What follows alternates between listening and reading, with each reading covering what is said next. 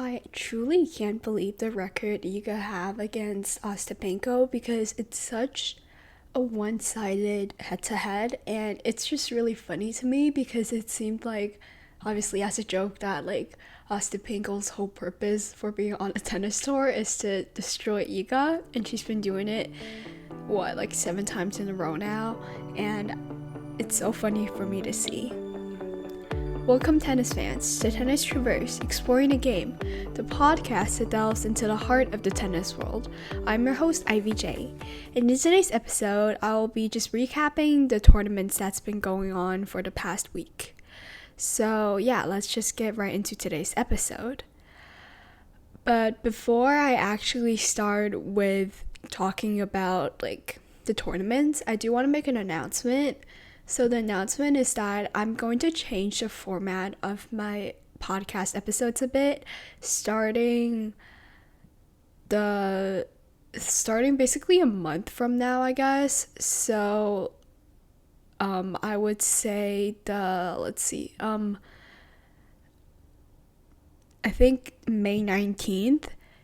I sort of want to change the episode to once every 2 weeks.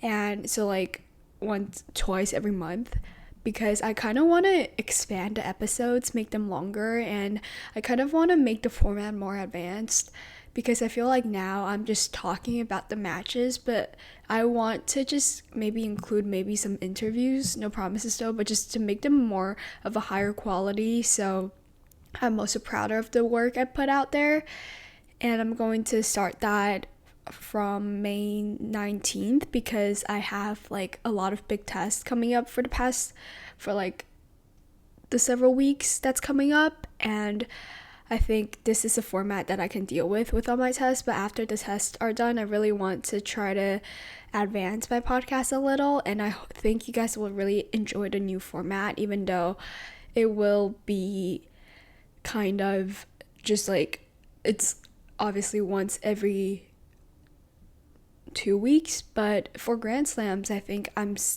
not sure yet. I haven't made up my mind, but I think I'm still going to stick to once every week, and I'm going to just overview the Grand Slam results. But when there isn't a Grand Slam, or if there isn't a big tournament that's going on, I would do once every 2 weeks. So please tell me what you guys think of that. I think that's final, but I'm going to remind you guys every week up to May 19th, so you guys are prepared. And I'm really excited for the works I'm going to put out starting then, because I think they'll be much higher quality, and I think you guys will actually enjoy them more. So that's basically my announcement, and now let's get right back into today's episode. So I want to start off with talking about the women's side tournament, and I want to start with the Stuttgart Open, which took place the past week in Germany.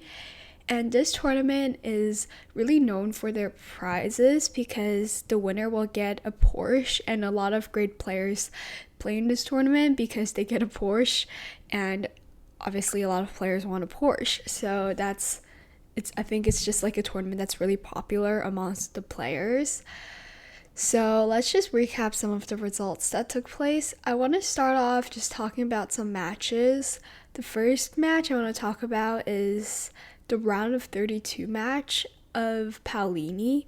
The reason I want to talk about Paolini versus Ivy is because I think Paolini has not had the ideal start to her season. She had to deal with some injuries, but I think after she beat Naomi Osaka in Miami, everything just like sort of turned on for her. Like, she's been playing really well, and I think this really showcased, this will showcase on clay, because she is a fantastic clay court player, and last year she did make it to the final of Roland Garros, and I think she totally can do it again. I mean, last year I think it was a little bit of surprise to everyone, but I mean, her level, I think she's going to stay at the top of her level. I think at the start, a lot of people thought that her run last year was just like a one-off thing, but for me, I totally don't think so. I feel like maybe last year was so much better than how she performed in the previous seasons. I think that was still just, I don't know, a starting point for her, and I think she's going to have more seasons that's going to be even better than what last season was for her. And I'm not sure if this season is going to be it, but I really do think that with her attitude and how much like the passion she has for tennis, that she's going to go pretty far and just get a title, even if it's like not recently, but I think she's going to get a title. Okay, moving on, I want to talk about other matches. So I would like to talk about the match between Mira Andreeva versus Ekaterina Alexandrova.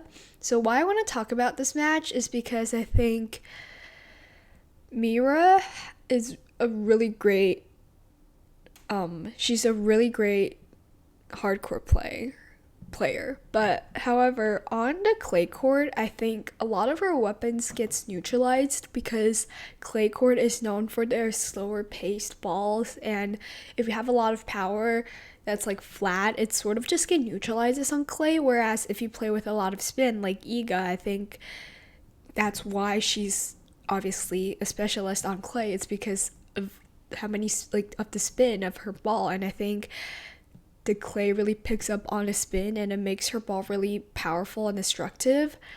But for Mira, on the other hand, for example, her serve, she's serving great. She's serving with so much power, especially during Miami and Indian Wells. And I think just the clay court, sort of the similar thing as I talked about last episode with Perry Codd, who was a male player with a really great serve, it sort of just gets neutralizes, and some of their like weapon of their serve just disappears because obviously the ball gets neutralizes. So I think I don't know, I think she's still an incredible player, and I think she's still going to do really well because I don't think that clay court is her weakness. I think she doesn't really have a weakness, to be completely honest. I think she's just like a well-rounded great player, but I think she's going to have to work on her other shots, such as her forehand and backhand, to go far in like Roland Garros, because she lost to Alexandrova with a score of 6-3 and 6-2, which is pretty straightforward loss. And then I want to talk about the quarterfinals. I guess I just want to talk about Ostapenko beating Iga Swiatek with a score of 6-3, 3-6, and 6-2. So the reason why I want to talk about this is because I think it's just really funny to me that Ostapenko can beat Iga like this, and I sort of still feel for Iga too, because she hasn't had a title since her Roland Garros win, and that's such a long time ago. And I think with her mindset of how she views things, she really values herself, and she judges herself based on the results she gets in tennis tournaments, and so far it has not been what she wanted. And I feel like she has really high expectations for herself, and sometimes when she doesn't live up to that expectations, it can be really just mentally challenging for her to face that she maybe isn't as good as she was last year, where she was just completely dominant on clay. Obviously, Ostapenko, I think, is an outlier. I still think Iga is dominant on clay, but when she faces against Ostapenko, it's just difficult. And I also want to say that it's really important. I think I mentioned this a few episodes before, that sort of the players you play against before facing a great opponent sort of kind of will have an impact on how you play against like a better opponent. So for example, Iga played against, Iga played against Jenna Fett, who obviously is not the same level as Ostapenko. Don't get me wrong, she's a great player, but she's just not up to Ostapenko's level, and Iga beat her 6-2, 6-2, and that's the only match she played going into that matchup against Ostapenko. And I feel like because she hasn't had that much practice playing on clay and playing against a challenging player like Ostapenko, she's obviously going to have to adjust to it. And I mean, I think that obviously this is her first clay court tournament and there's going to be so much more to come and she's going to be fine. However, I just think the draw really does something for a player, because if you draw a easy player in the first few rounds, it can be quite challenging if you are facing against just like the player suddenly steps up a level, if you get what I mean, and later on you just are kind of caught off guard because you lack practice playing against better players. Sorry, that was like really long, but yeah, okay. And then I want to talk about the semifinal matches. So there's the first one is between Ostapenko and Ekaterina Alexandrova, and Ostapenko came out on top with 2 straight sets, 6-4, 6-4. And for the other one, they're currently playing between Sabalenka and Paolini. I think that, well, okay, Sabalenka won the first set 7-5, but I think this is going to be really close because Paolini's been playing great. She beat Coco Gauff in 2 straight sets. She's just been on fire, and I mean, I think Sabalenka is always just great. So I think this will be an entertaining match. I think Sabalenka will come out on top because Paolini do have a matchup issue against Sabalenka. But I think this is going to be close because I feel like Paolini just can't handle Sabalenka's power. But as I said before, on clay courts, everything sort of get neutralizes a little. So yeah, I think this will be an interesting match. Okay, moving on to the men's. I kind of want to, let's talk about Barcelona Open first. So this is an interesting tournament, and I want to talk, I'm just going to start with the semifinals. So for the semifinals, we have Carlos Alcaraz versus Arthur Fils and Holger Rune versus Karen Khachanov. So I think Fils is incredible. As I said before, I think he's going to have a breakthrough this season just because clay, I think, is a really great surface for him, and we just got started on clay, and so far he's been great. He's come really close to beating Carlos Alcaraz. He's just been playing fantastic. So for example, in Monte Carlo, he went really far. He went to the quarterfinals where he almost beat Carlos, and he also beat Rublev, Kobali, which a Greek sport, like all incredible players along the way. And I think there's going to be so many like other tournaments like Madrid coming up where he can really shine through. And then the other semifinals, I mean, I think Holger Rune, this is his I think one of his best start of the season yet. I don't even know if I could call it the start of the season because we're already like close to Roland Garros, but I mean, he's been playing great. Like, I feel like for the past few years, he's sort of just like faded away because he hasn't been getting the results he wanted to, and all the drama with his coaches and his mom, it's just been really messy. But I feel like he's been playing great, and I could tell that he really wants to win. So for today, we have the final between Carlos and Holger Rune. I still think Carlos is going to win. He's been in 2 consecutive finals, and I think he really needed to play into his form, and I think that's exactly what he did. And yeah, I think he's going to be a great player. And I mean, I think Carlos is going to win relatively easily, but I really do hope that Holger can challenge him a little to make this matchup more entertaining. Okay, now I want to talk about Munich. So I guess I just want to start off with the same thing, just overviewing matches. Let's just go straight to the round of, like, let's just go straight to quarterfinals. So for quarterfinals, we have Fabian Marozsan versus Zizou Bergs. Okay, wait, yeah, that reminded me I have to talk about something related to Zizou Bergs, but I mean, Marozsan's been playing great. Last season wasn't perfect. He didn't do as well, but I mean, just going to a quarterfinal, it must be a big confidence boost for him.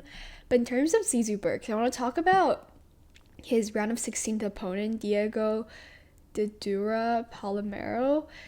He was a little bit weird. So he beat Shapovalov with a walkover. Like, Shapovalov retired because he couldn't continue. And this guy, he's born in 2008, so he's like younger than me, but he literally like fell to the ground and started screaming when his opponent retired. And I just don't know where that came from, because it's such a bad way to start your career. Like, imagine you started your career and the first thing your fans know you for was just falling on the ground screaming of just like happiness when your opponent retired. Like, that's completely not how you want to appear in front of your fans. And I feel like that's just so off-putting that everyone's going to, like, that's going to leave a mark on his career, because that's just such an unsportsmanlike like thing to do. Okay, sorry for my rant, but let's go back. So for the other quarterfinals, I want to also talk about Zverev versus Griekspoor. I think Zverev was great this entire tournament. He's just been really fighting, and obviously his results haven't been great since Australia. I think his results has actually been just horrible, but he managed to pick it up in Munich, which is his hometown, and I think that really mattered because he really needed a title to get more confidence, and he did get that title. So Ben Shelton versus Luciano Darderi. I mean, not that much to say. Ben Shelton 2 straight sets, and then Goffin versus Francisco Cerundolo. Goffin is someone that I think you guys should look out for. I think he is incredible. He beat Carlos Alcaraz, and I don't think that was a fluke. I think Carlos didn't play well, but Goffin played incredible, and I think he's going to have a run. I mean, he did have a run to the quarterfinals, but I think he's going to have an even better run. I don't think it's going to happen in Roland Garros, but maybe in Madrid, like tournaments leading up to the French Open. But yeah. And then for the semifinals, we had Zverev versus Fabian Marozsan and Ben Shelton versus Cerundolo. I think I'll leave a link for the semifinal between Ben Shelton and Cerundolo. It was an incredible match. And then the Zverev match was just pretty one-sided. And then in terms of Zverev versus Shelton, I think Zverev just completely dominated Shelton with his 6-2, 6-4, and he's won Munich 3 times, I think. So that's pretty incredible, and I just really think that he needed this win. But I think that's all for today's episode. I really hope you guys enjoyed. If you did, please make sure to rate this episode if you're listening on Spotify or other streaming platforms. If you're listening on YouTube, comment, like, and subscribe. And make sure to follow all of my social medias if you haven't already. That's Tennis Traverse. That is at Tennis Traverse on Instagram and Twitter. And I think that's all for today. Thank you so much for listening, and I'll see you guys next week. Bye!